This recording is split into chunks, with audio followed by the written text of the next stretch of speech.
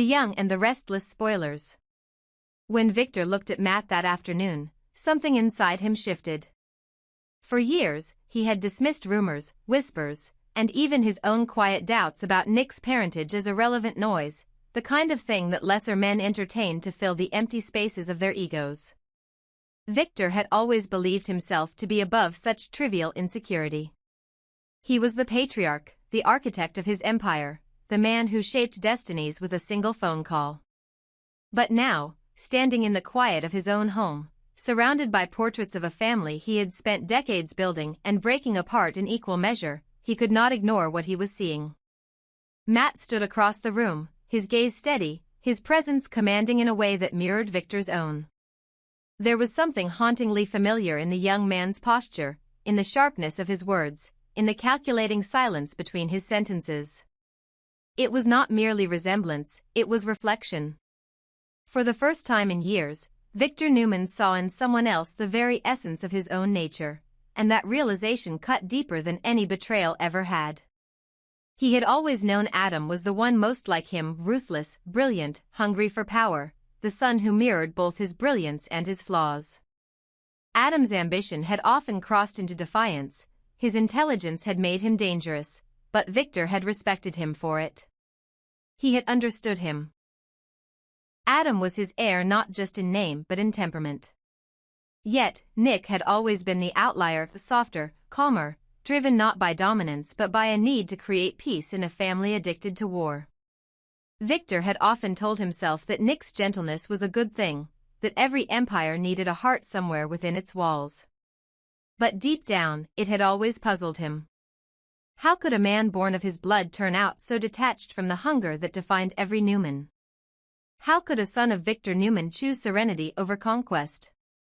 And now, with Matt standing there, his mind began to spin back through decades of choices, moments of weakness, and the ghosts of lovers he had buried in his past. Victor remembered the women, the relationships that had overlapped, the affairs that blurred the lines of loyalty and secrecy. There had been one in particular, someone from that forgotten chapter of his youth, whose name he had tried to erase but whose face had never completely faded. He recalled her laugh, the sharp intellect behind her charm, the way she challenged him when others bowed. Could Matt be the result of that? Could this young man, this confident presence who carried his same arrogance and cold precision, be a reminder of a mistake Victor had long refused to acknowledge? The thought made his pulse tighten. He wanted to deny it, to dismiss it as coincidence, but something about the symmetry of their gestures. The way Matt's jaw clenched when he thought, the narrowing of his eyes when he calculated, made denial impossible. And when Nick entered the room moments later, Victor's world tilted. The contrast was glaring. Nick's smile was warm, his tone patient, his demeanor disarmingly open. Standing between them, Victor felt as if he were watching two halves of an impossible equation, one man reflecting his past self, the other representing the son he had chosen to accept. For years, Victor and Nick had lived in quiet opposition. Their relationship was a study in controlled distance, neither cruel nor affectionate, simply functional. Victor had always considered Nick to be his moral counterweight, the son who resisted his manipulation and refused to see the world as a chessboard.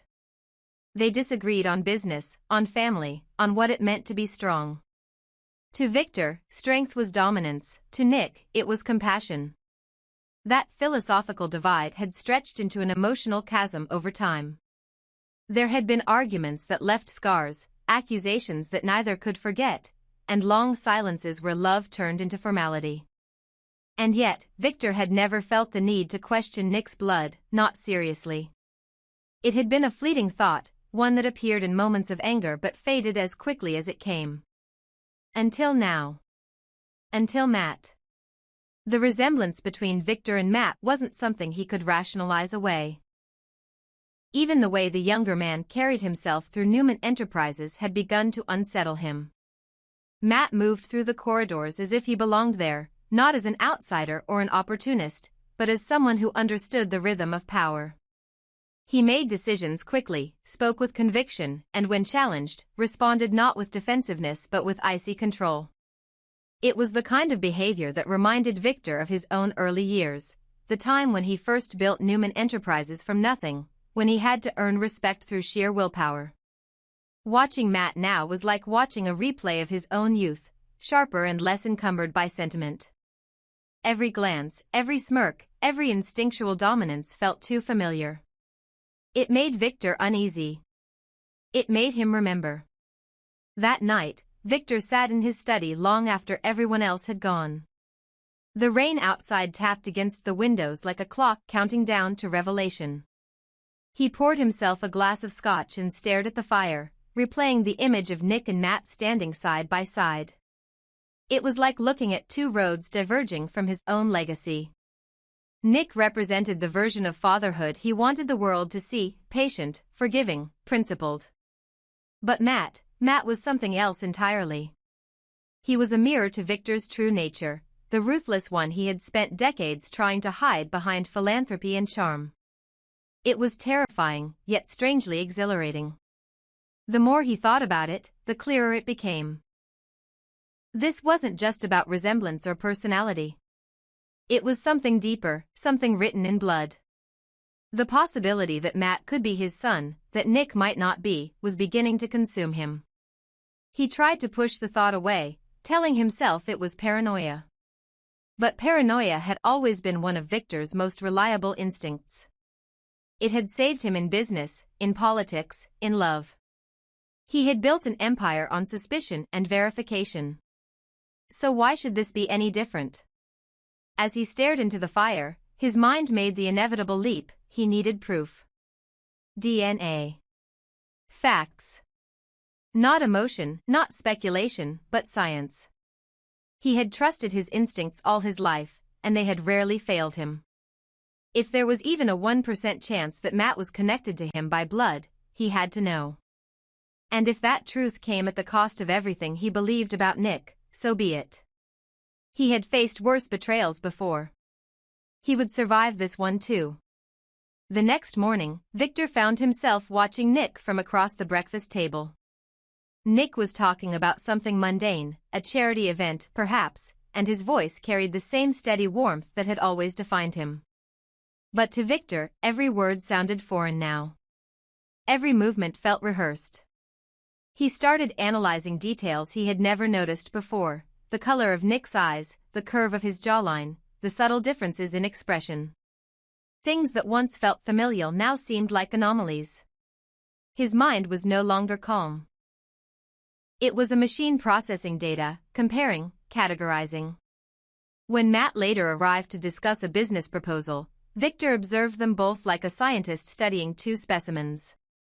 He felt almost detached, coldly fascinated by the implications. The dynamic between them was equally telling. Matt was sharp, confident, even slightly confrontational, traits Victor had always valued but rarely tolerated in others. Nick, meanwhile, deferred with diplomacy, as if trying to prevent conflict. They could not have been more different. It was as though one had inherited his fire and the other his restraint, yet in reverse of what he'd always assumed. By the end of that day, Victor knew there was no turning back. He made the necessary arrangements quietly, ensuring that neither Nick nor Matt would suspect anything. He told himself it was not betrayal but necessity, the kind of harsh truth a man like him had to face alone. Still, there was an ache behind his resolve. What if the results confirmed his fears? What if everything he had believed for decades, the bond he had struggled to maintain with Nick, was built on a lie? The thought made him hesitate for a brief second, but only that. Victor had never been a man to let sentiment cloud his judgment. He had always believed that truth, no matter how cruel, was preferable to ignorance. And yet, as he sealed the envelope that would be sent for DNA testing, his hands trembled slightly. Not from fear, but from the realization that even a titan could be shaken by the ghosts of his own past. Days turned into sleepless nights as he waited. Every time he saw Nick, he felt a pang of guilt he couldn't name. Every time he saw Matt, he felt something dangerously close to pride. He began to wonder if fate had always intended to confront him with this paradox: two men standing before him, one bound by love, the other by blood. For a man like Victor, the choice between legacy and loyalty had always been simple, but this time, it wasn't. This time, it was personal in a way that stripped away all the armor he had built.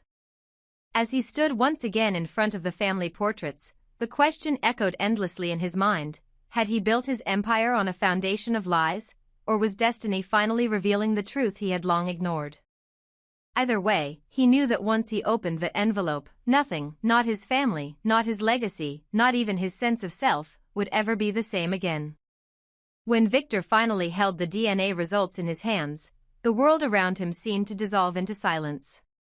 The paper was thin, almost weightless, but it carried the density of a lifetime, 40 years of assumptions, love, resentment, and unspoken truth condensed into a few printed lines that could destroy or redefine everything he believed about himself and his family. His fingers trembled slightly as he unfolded it, and for a moment, he couldn't bring himself to read. He had faced ruthless corporate enemies, political rivals, and betrayals that would break ordinary men, yet this was different. This was not business, this was blood. When his eyes finally met the result, the words seemed to blur, as if reality itself was rejecting the revelation. Matt was his son. The test was conclusive. There was no room for denial, no loophole to hide behind. And Nick, the boy he had raised, the man he had fought with, protected, and, in his own complicated way, loved, was not. In that moment, Victor Newman, the man who had built an empire on certainty and control, felt something he had not experienced in decades: the fragile, hollow ache of powerlessness. He sank back into his chair, the sound of the fire cracking faintly in the background. All the years replayed before his eyes, the first time he held Nick in his arms, the countless arguments over business ethics and morality, the family dinners where Nick tried to mediate peace while Victor strategized dominance. Every memory, every moment of paternal pride now felt tainted by an invisible shadow. And yet, the strangest thing was the love. It didn't vanish. It didn't fade just because the paper said it wasn't rooted in blood.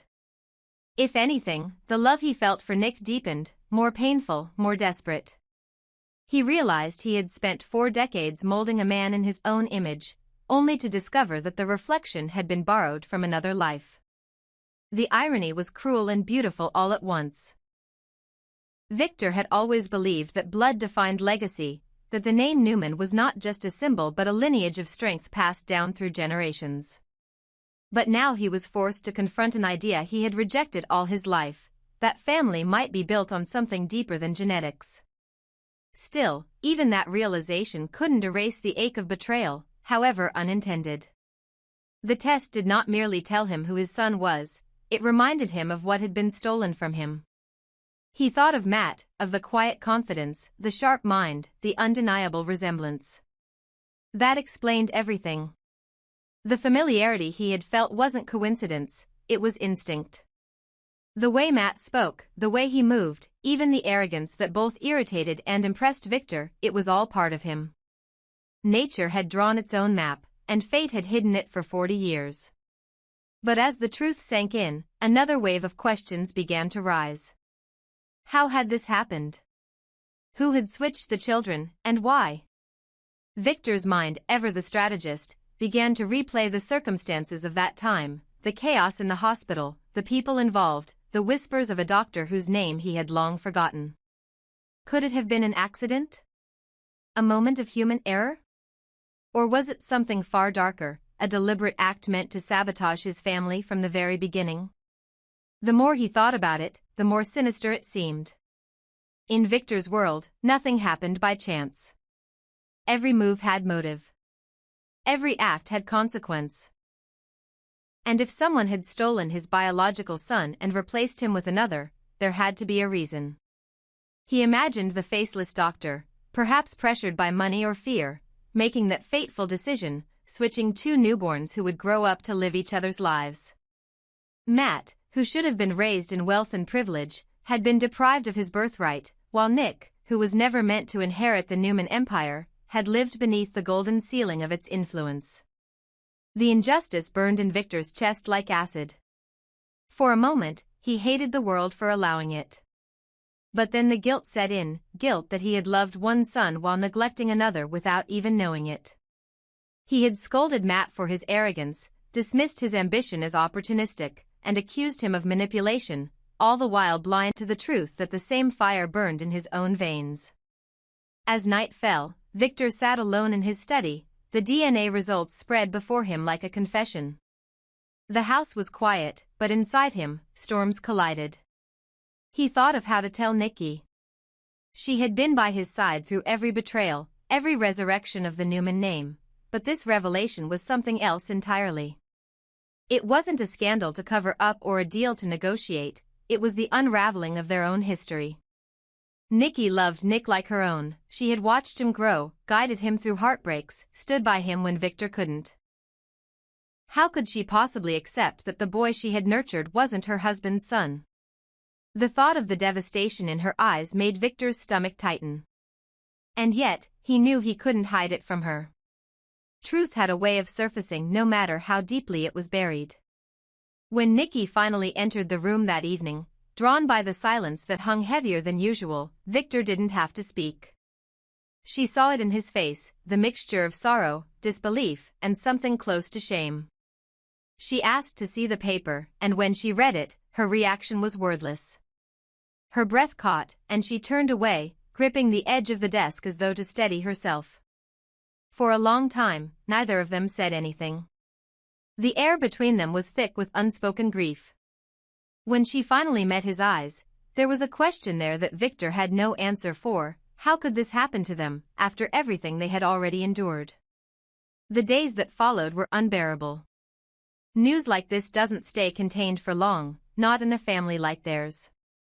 Victor tried to delay the inevitable, but Nick noticed the distance, the unease. When he finally confronted his father, demanding to know what was wrong, Victor felt a pang so deep it nearly broke him. How could he tell the man who had called him dad for over 40 years that it was all a lie? Yet he knew he had no choice. The truth would come, whether from him or someone else. And so, with the same gravity he once used to announce corporate takeovers and public confessions, Victor told his son that the DNA results had revealed something unimaginable, that Nick was not his biological child. The silence that followed was worse than anger. Nick stared at him, not understanding at first, then laughing softly as if waiting for the punchline that never came.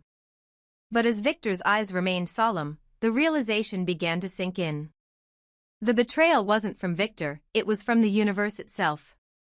40 years of identity, of belonging, evaporated in a single sentence.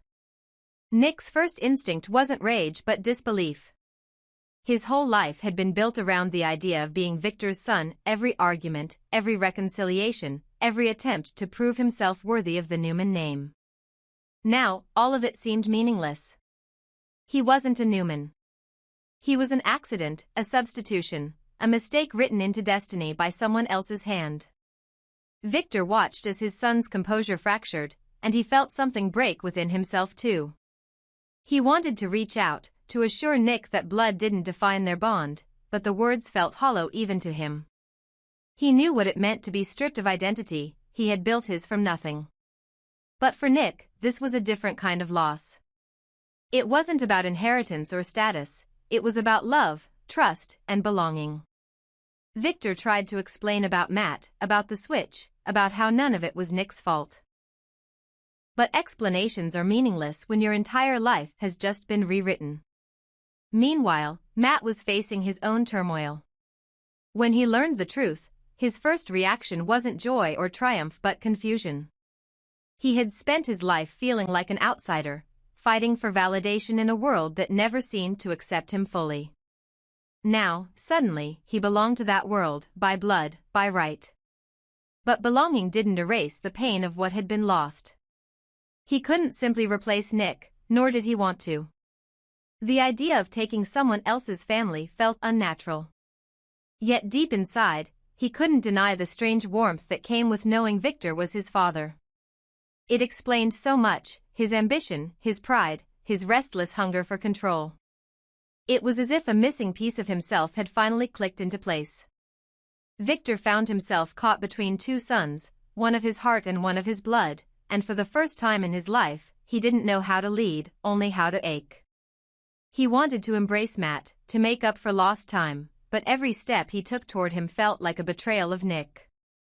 And when he tried to comfort Nick, he saw only the reflection of Matt's face in his mind. It was a cruel paradox, one no man could escape. Nikki, torn between loyalty and grief, watched helplessly as the family she had helped hold together began to fracture. As the investigation into the baby switch deepened, new questions emerged. Records were missing. The doctor who had delivered the boys had disappeared years ago under mysterious circumstances. Some whispered it had been a hospital cover-up to protect a powerful donor.